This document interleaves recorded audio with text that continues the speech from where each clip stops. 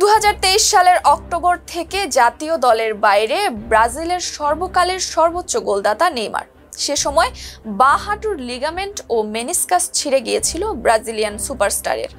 দীর্ঘ বিরতির পর সেপ্টেম্বর উইন্ডোতে ফেরার কথা ছিল নেইমারের, কিন্তু চোটের কারণে শেষ মুহূর্তে বিশ্বকাপ বাছাইয়ের দুটি ম্যাচের পরিকল্পনা থেকে তাকে বাদ দেন ব্রাজিল কোচ কার্লো আনচেলোত্তি। তবে আগামী বছরের বিশ্বকাপে নেইমারকে খেলানোর ইচ্ছে রয়েছে ইতালিয়ান এই কোচের। তিনি মনে করেন নেইমার দলের গুরুত্বপূর্ণ অংশ হতে পারেন, তবে বিশ্বকাপে খেলতে নেইমারকে দিয়েছেন একটি বিশেষ শর্ত।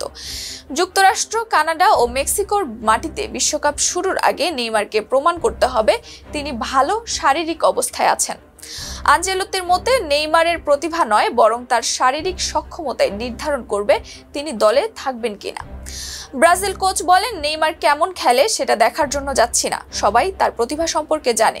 আধুনিক ফুটবলে প্রতিভার সঠিক ব্যবহার করতে হলে খেলোয়াড়কে শারীরিকভাবে ফিট থাকতে হয়। যদি সে সেরা অবস্থায় থাকে তবে জাতীয় দলে তার কোনো সমস্যা হবে না। সবাই চায় নেইমার যেন ভালো শারীরিক অবস্থায় জাতীয় দলে থাকে।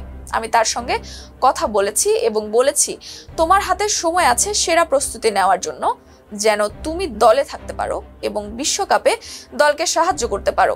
নেইমার অতীতে উইঙ্গার ও কেন্দ্রীয় আক্রমণ ভাগ উভয় ভূমিকায় খেলেছেন, তবে আনচেলোত্তির মতে এখন তিনি আর উইঙ্গার হিসেবে খেলতে শারীরিকভাবে উপযুক্ত নন। আনচেলোত্তি আরও বলেন, আমি তার সঙ্গে কথা বলেছি।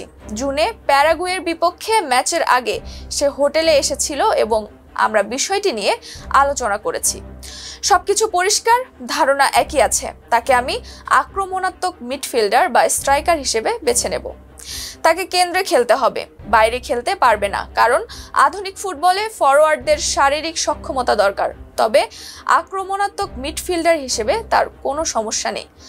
ব্রাজিল গেল জুনে 2026 বিশ্বকাপের টিকিট নিশ্চিত করেছে, তবে গেল মঙ্গলবার বলিভিয়ার কাছে 1-0 গোলে হেরে বাছাই পর্বের শেষ করেছে হতাশাজনকভাবে পঞ্চম স্থানে থেকে।